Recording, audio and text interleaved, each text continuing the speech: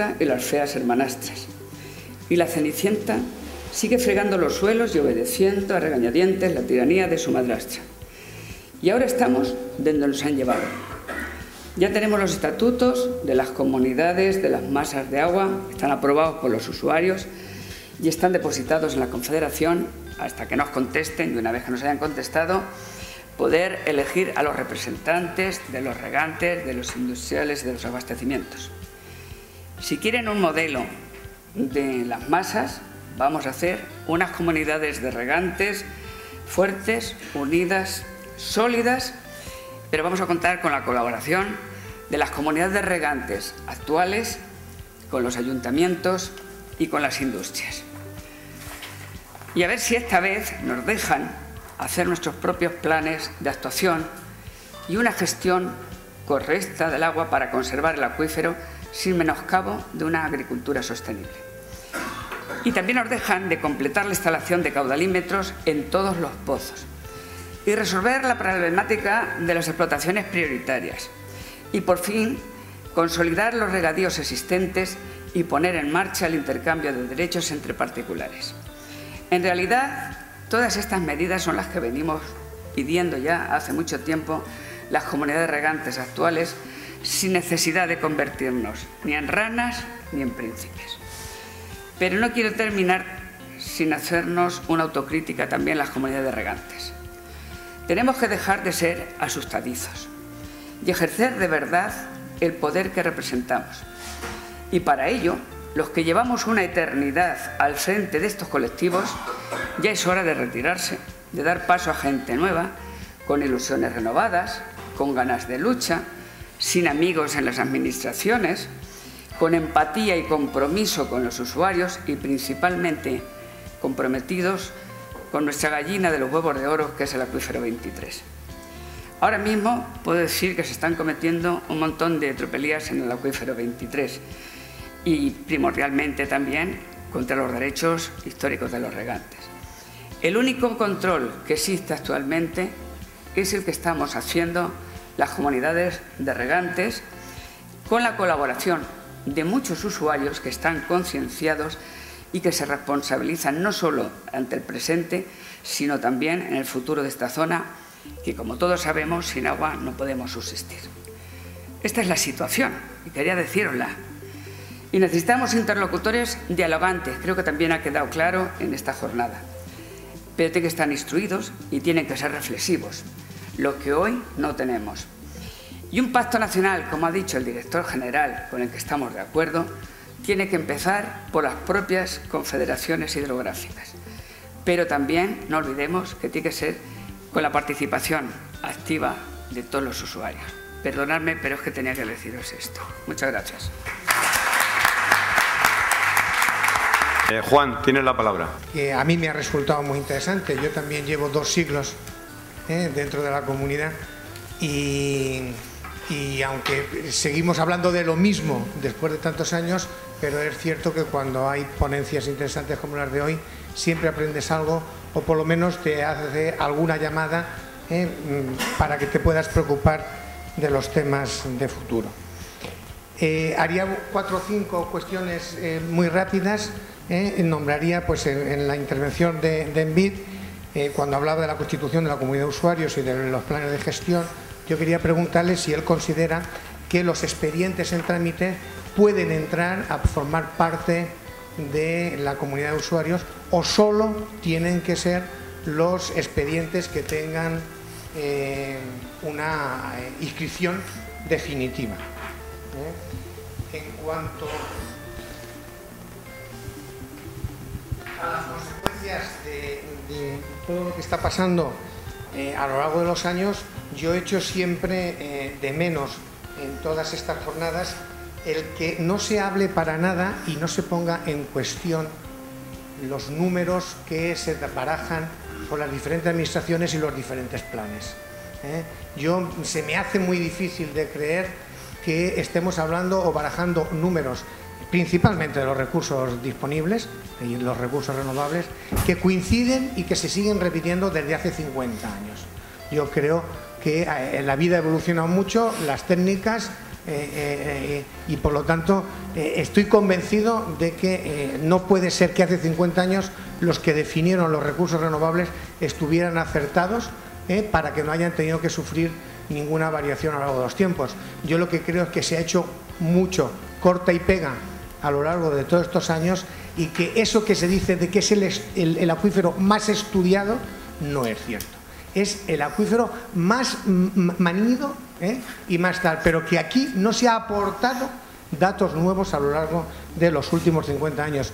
Y yo creo que eso no podemos consentirlo y tenemos que hacer de variar los temas, porque incluso la gran oportunidad que hubiera sido el nuevo plan de Cuenca y su revisión, pues yo creo que no ha aportado ningún dato nuevo, ni en la cantidad ni en la calidad. ¿De dónde viene esas no cumplir en el tema cualitativo? En cuanto a la exposición de Mejías, pues me gustaría hacerles dos consultas, y es que hemos ido oyendo todos los datos que desde hace 60 años se tienen registrados, pero a mí me han faltado dos datos que además últimamente me faltan siempre en todo lo que escucho cuando se habla de los acuíferos, y es cuál es el dato del caudal extraído en los últimos años, qué datos tienen las diferentes administraciones y en concreto el ICME, porque siempre vemos cuando se habla de cuando se empezó con 60 hectómetros cúbicos se llegó hasta los 500, pero después ya no hemos oído hablar, cuando ya hay la declaración de sobreexplotación, qué es lo que después se ha podido estar extrayendo. Y en cuanto a los volúmenes de almacenamiento, también me sucede un poco lo mismo. Siempre escucho en cada año cuánto déficit ha tenido el embalsamiento, en definitiva, el almacenamiento. Pero lo que no escucho nunca es cuánto volumen total, cuánta capacidad de almacenamiento tienen los acuíferos, ¿no? Yo creo que es un dato importantísimo, puesto que seguramente hasta el 20% del almacenamiento total se podría incluir como recurso renovable o no, como recurso disponible. A Teresa, hay algo que se me ha escapado un poco, y es que el plan declara las masas en riesgo, ¿no? Y se hablaba de que las comunidades de usuarios pues tenían los derechos solamente inscritos, y se vuelve un poco a la pregunta de si sería también admisible los que estén en trámite. Hay otra pregunta clara, y es que en las comunidades de usuarios que están ya constituidas, los regantes o los usuarios, ¿a qué tienen que pertenecer? ¿A la comunidad de regantes que estaban antes o a la comunidad de usuarios que esté ahora? Pongamos el ejemplo de Rúa de Lobos, que coge la mitad de Villarrobledo. Entonces, esos señores, ¿dónde están inscritos? ¿Dónde están apuntados? ¿A quién pagan las cuotas? Y todo eso, ¿no? Eso es un desmadre que hoy tampoco se ha comentado, pero que no sé cómo se la estarán arreglando ella, ¿no? A Servando le preguntaría, porque le he oído en el plan de mejoras, yo sé que no estaba recogido el poder hacer embalses, o sea, las subvenciones a los embalses, pero parece ser que en el tema de las mejoras de regadío sí que pueden estar, ¿no? Y además le diría a la administración que entonces luego hay que resolver todos los problemas medioambientales de lo que son la construcción de esos embalses, y habrá que resolver también, sobre todo en los derechos inscritos en el catálogo y en el registro, pues que eso no suponga un cambio de las características y por lo tanto haya que pasar a concesión. A Rosa le haré una pregunta, porque en un momento determinado ha dicho que las aguas públicas y privadas, yo creo que las aguas como tal son todas públicas. Otra cuestión es dónde están luego inscritas. Las aguas yo creo que pasaron de ser privadas a ser públicas, y luego lo que sucede es que hay unas inscripciones por las transitorias donde pueden estar inscritas en el catálogo o el registro de aguas privadas, pero el concepto de agua siempre es público, por lo tanto es lógico que las comunidades de usuarios puedan recoger tanto a las concesiones como a las inscripciones del registro y en el catálogo, ¿no? Y también diría que, o preguntaría si en estas encomiendas y en estos convenios, que sabemos, y lo decíamos antes, que es una actividad material o técnica a la que se puede delegar, no las competencias, qué no se hacen? Yo creo que no se hacen porque muchas veces no sería ni cuestión de dinero, porque a lo mejor las comunidades podríamos sufragar los costes para llevar a cabo todas esas encomiendas, ¿no? Yo creo que el problema es que la administración no se fía. Y la administración entonces no se fía de una entidad que es derecho público.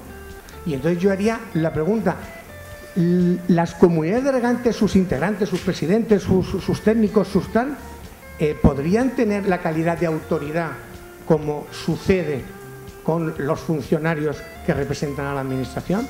Estamos hartos de ver de que los informes de que hacen los funcionarios, pues los jueces lo tratan de veracidad mientras no se demuestre lo contrario, porque son funcionarios. Oiga, y las comunidades de regantes, si somos entidades de derecho público, lo que nosotros hacemos no se le supone la veracidad, salvo que se demuestre que se está mintiendo o se está cometiendo algún atropello, ¿no? Y los informes, si son de la comunidad, ¿son de parte, como dicen los tribunales? Yo creo que no. Si son entidades de derecho público, tienen que tener como mínimo el mismo nivel de valor que lo que hace la propia administración. Juan. Pues muchas gracias, Juan, por tus interesantes cuestiones, pero creo que ya vamos a terminar la mesa redonda. Así que, Antonio, tienes la palabra. Las comunidades de usuarios de masas de aguas subterráneas son de usuarios. ¿Quién es usuario jurídicamente? El que tiene sus derechos inscritos o en el registro o en el catálogo. Por lo tanto, los que no tienen sus derechos inscritos, aunque estén en tramitación, no pueden ser miembros de estas comunidades. Cuestión distinta es que se puedan ir incorporando conforme se vayan resolviendo los expedientes correspondientes. No sé para qué viera muy bien. Intentar responder rápido a Juan. La primera pregunta sobre la actualidad de los datos. Pues lleva razón, la mayor parte de los datos que barajamos provienen de los estudios que hizo el IGME a final de los años 70. Son datos antiguos, se ha mejorado mucho el conocimiento, sobre todo se han mejorado las técnicas y la metodología, y en España lo que hace falta es un nuevo PIAS, un nuevo plan de investigación de aguas subterráneas que nos permita conocer los acuíferos, nos permita conocer datos en la situación y con la metodología que tenemos actualmente. ¿Por qué no se hace esto? Pues supongo que es un problema económico, como casi todo lo que ocurre en los últimos años, ¿no? Otra pregunta que comentabas es las extracciones. Las extracciones, nosotros, el Instituto Geológico, no es un organismo competente para dar las extracciones. Yo aquí he dado un dato antes, y es que en 2009, según nuestros cálculos, se estaban extrayendo 400 hectómetros cúbicos a nivel de toda la cuenca alta del Guadiana. Es un dato contrastado y fiable. ¿Cómo se hacen ahora estas valoraciones? Pues se hacen básicamente por satélite, por estudios de satélite o mediante valoración de los datos que se obtienen con los caudalímetros. La responsabilidad de eso la tiene la Confederación Hidrográfica del Guadiana, es la que tiene que dar esos datos y la que tiene que ponerlos en valor. Nosotros, evidentemente, no podemos ni tenemos capacidad técnica para todos los años hacer ese cálculo, pero estaríamos encantados de hacerlo si tuviéramos los medios. ¿Cómo se calcula ahora, cómo se debe calcular el tema de los recursos disponibles? Evidentemente con modelos matemáticos de flujo. Hay un gran modelo matemático que es el que utiliza la Confederación, que es el FLUSAT, que es un buen modelo, pero que como todo es mejorable. Hace falta mejorar el conocimiento del medio físico y llevar esas mejoras al modelo matemático. El Instituto Geológico se ha ofrecido varias veces a la Confederación para gestionar ese modelo, porque no tiene mucho sentido que hagamos un modelo nuevo, porque entre otras cosas siempre va a haber diferencias con el modelo que tiene la Confederación, cada uno cogería los datos según le interesa. El modelo está bien, es mejorable como todo. Tenemos la capacidad de mejorarlo, tenemos los conocimientos del territorio para mejorarlo, pero nos tiene que dar alguien la posibilidad de que lo mejoremos y que actualicemos los datos, que pongamos datos más fiables y efectivamente podría haber alguna variación en los recursos renovables. Y por último, ¿cuánta agua hay en el acuífero? Pues es un cálculo muy fácil. Se calcula la extensión del acuífero, la potencia y el coeficiente de almacenamiento. Ahí el único dato que puede tener cierta variación es el coeficiente de almacenamiento, pero en todo caso hay una horquilla muy pequeña en la que puede estar. ¿Qué salen? Pues entre 12.000 y 14.000 hectómetros cúbicos. Si sacamos ese agua, estamos sacando las reservas, y esas reservas tardarán en recuperarse. Por supuesto, no cumpliríamos la directiva marco, habría que tomar una decisión de tipo de gestión hídrica o política que evidentemente nos supera en este marco, pero bueno, esos son los recursos. Tampoco puedes extraer los 12.000 porque cuando quedan 4.000 o 5.000 el agua será tendrá una salinidad muy elevada y probablemente no sea válida para ningún uso. O sea que tampoco se puede hacer esa minería del agua, ¿no? Eso además es un tema muy antiguo que está totalmente descartado en todos los países modernos y no tendría sentido hacer ese tipo de... Yo creo que lo que hay que hacer es mejorar el conocimiento, aplicar ese conocimiento a las metodologías que hay actuales para tener datos más reales, datos más fiables de los recursos disponibles y mejorar los regadíos. Vale, muchas gracias. Servando, creo que había hecho también algún comentario.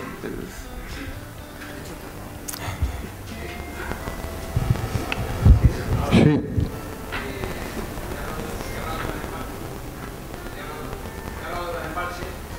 De reducir, que no era necesario aplicar la reducción efectiva, de la reducción potencial, aplicarle la reducción efectiva, pero también he dicho anteriormente que en la orden que hemos estado desarrollando, las entidades, las comunidades regantes, solo podrían hacer obras en parcelas. En este caso, los embalses posiblemente se podrán hacer y se podrán hacer en la orden que salgan. Embalses, dependiendo, por supuesto, tiene que tener la autorización correspondiente de la Confederación Hidrográfica y demás. O sea, eso solo era a efectos de no aplicar la reducción efectiva sobre la reducción potencial en una inversión de regadío.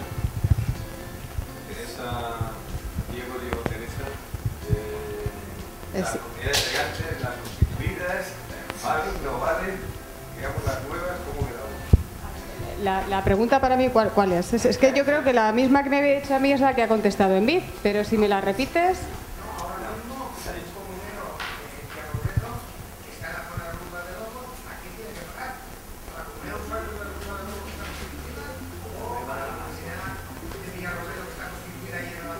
Tiene que pagar a la nueva. La nueva los usuarios pertenecen a la comunidad nueva, porque es la comunidad de la masa que ya tiene constituida su propia comunidad. Ahora, ¿cómo se regule la comunidad nueva con la de Villarrobledo como tal, que es el ejemplo que me pones? Pues ya es una cuestión que tendrá que ver en sus asambleas la comunidad general nueva con su comunidad de base. Pero los usuarios, por ley, corresponden a la comunidad de usuarios de la masa, con lo cual la cuota se le debe pagar a la comunidad de masa sin perjuicio de los acuerdos internos en asambleas de una comunidad con la otra. Lo que comentabas de las aguas, que decías porque con la ley de aguas todas las aguas son públicas, la ley de aguas del 85 efectivamente definió todas las aguas públicas, pero fijó unas transitorias. Y dentro de esas transitorias, si hablamos de régimen jurídico, ahora aclararé las limitaciones.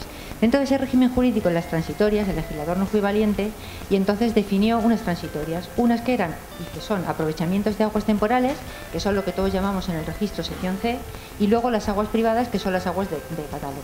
Unas están, que cuando llegue el 31 de diciembre del 2035 pasarán a concesión, bueno, previo al trámite administrativo correspondiente, y las de catálogo, en tanto en cuanto de forma voluntaria el usuario o el titular del aprovechamiento quiera mantenerlo, ahora mismo puede mantenerlo. Por lo tanto, el régimen jurídico sí que existen aguas privadas. Otra cosa distinta son las limitaciones. Las limitaciones en masas de agua declaradas en riesgo son para todas, al margen del régimen jurídico, y eso está establecido también en la ley de aguas. Eso como la primera pregunta. Y la segunda, cuando referías al tema de los convenios de colaboración y encomiendas, la verdad es que las comunidades de usuarios hay que estudiar bien la personalidad jurídica, realmente en qué administración nos encontramos. No sé si conocen que está por un lado la administración territorial, que es las administraciones con carácter general, hablamos del ministerio, hablamos de un ayuntamiento o hablamos de una comunidad autónoma, de la Junta de Comunidades de Castilla-La Mancha. Para que me entiendan, eso es una administración territorial. Luego hay otro nivel, que es la administración institucional, que no tienen un territorio, pero tienen una serie de funciones.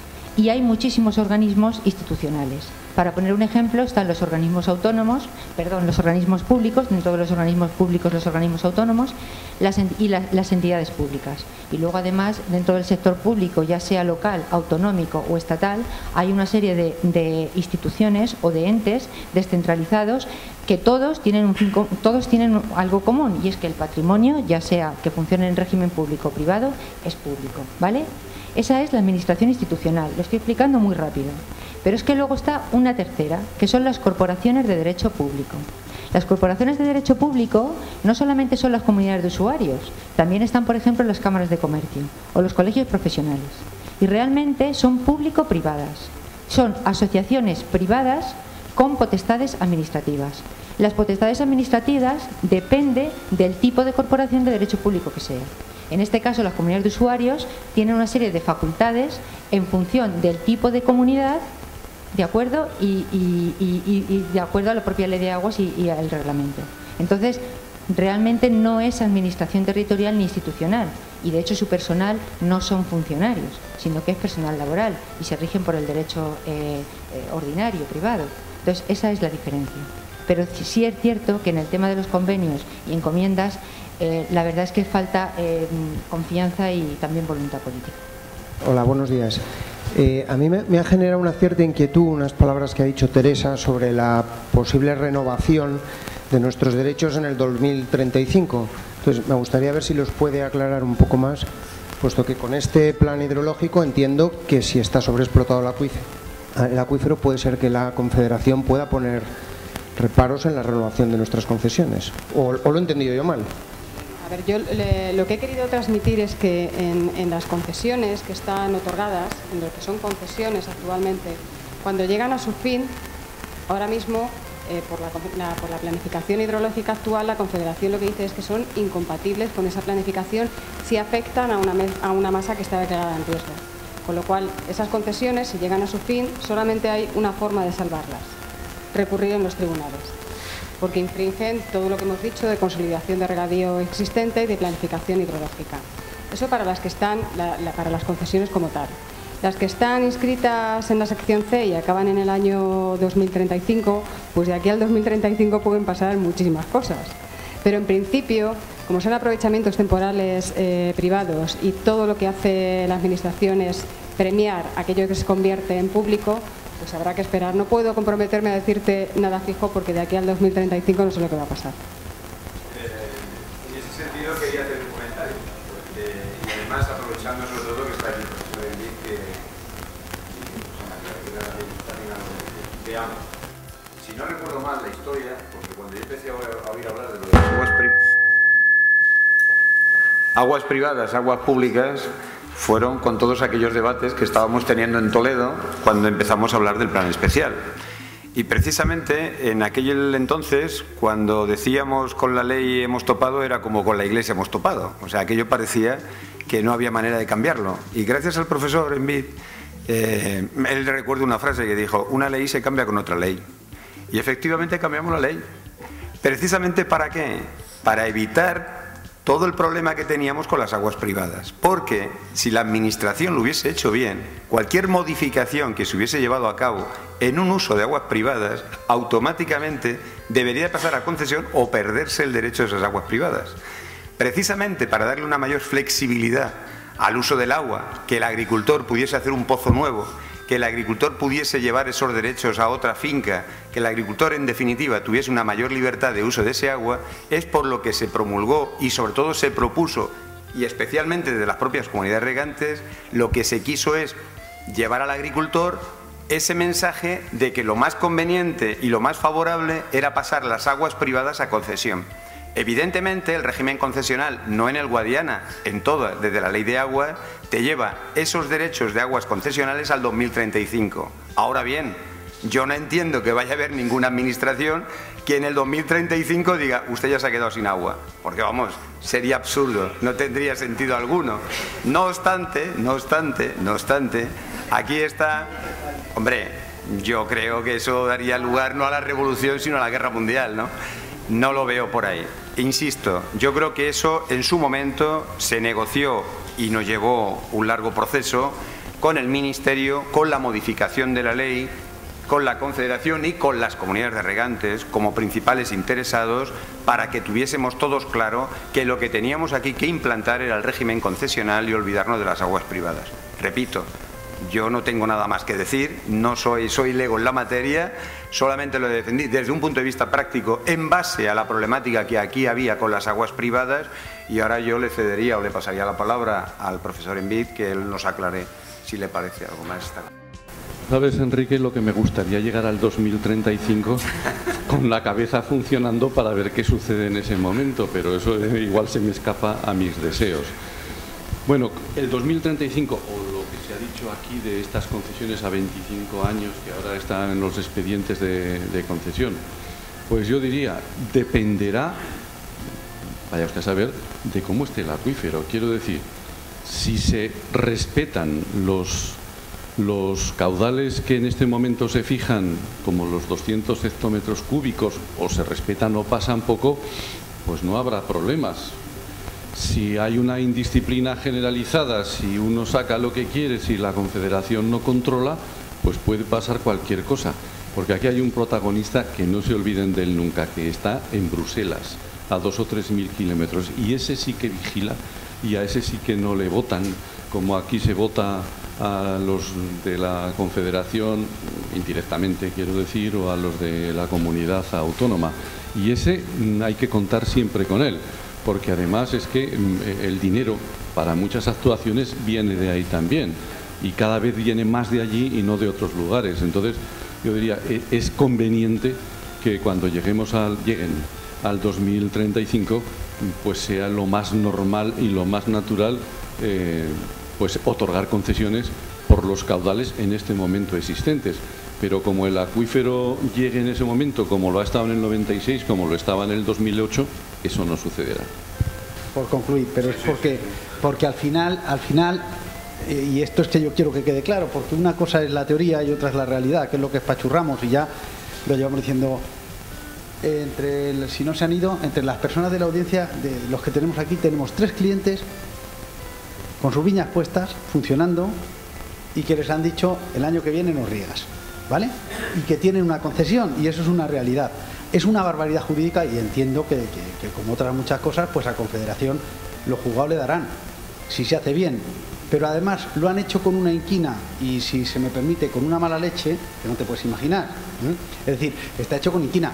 Me consta que los procedimientos para solicitar la renovación de la concesión, es que hay un artículo que está redactado al revés, o sea, está hecho con una inquina, además casi, luego en privado te diría quién ha redactado el artículo. Entonces, si está pasando ya, si tenemos explotaciones completas, con un trabajo brutal, explotaciones en ecológico que son auténticas referencias en Castilla-La Mancha, y le dicen que mañana no riegas, pues tú dime a mí en el 2035.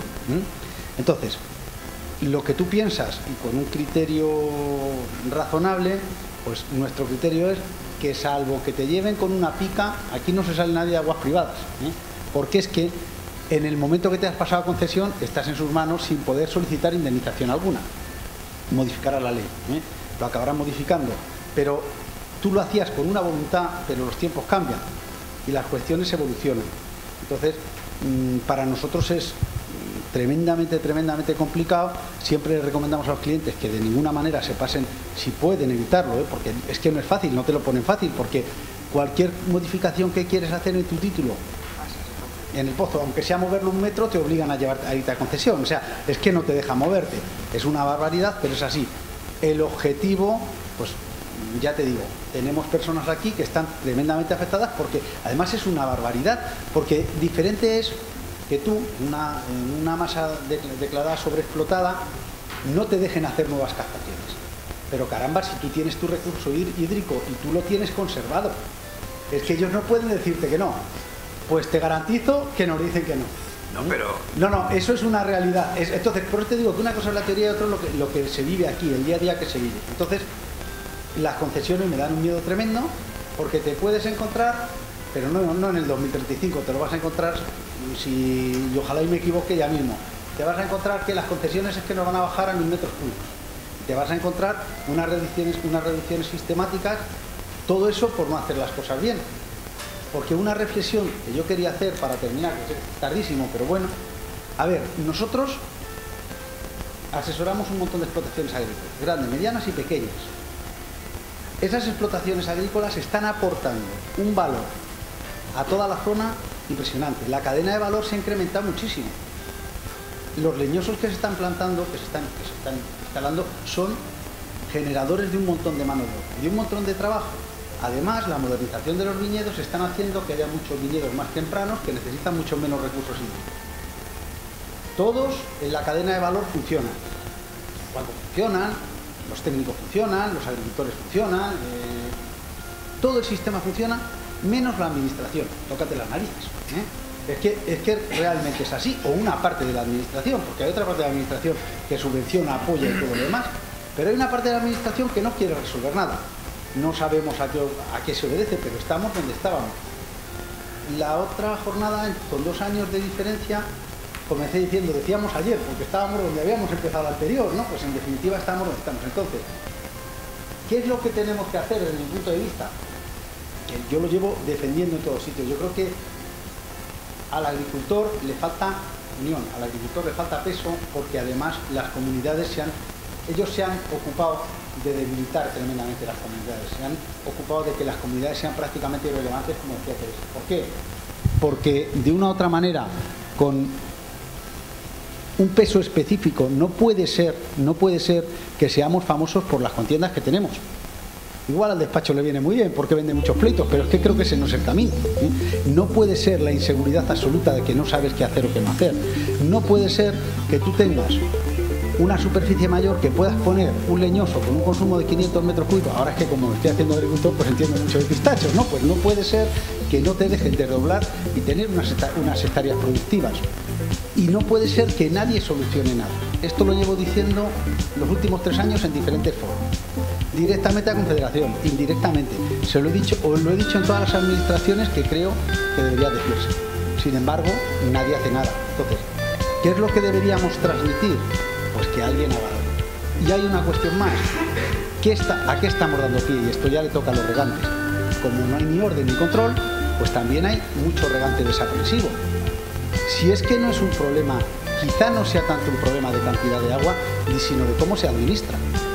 Es que hay gente regando a caño libre, pero a caño libre, que me consta y que lo sabemos también, porque como os digo, aquí vemos de todo, vivimos el día a día.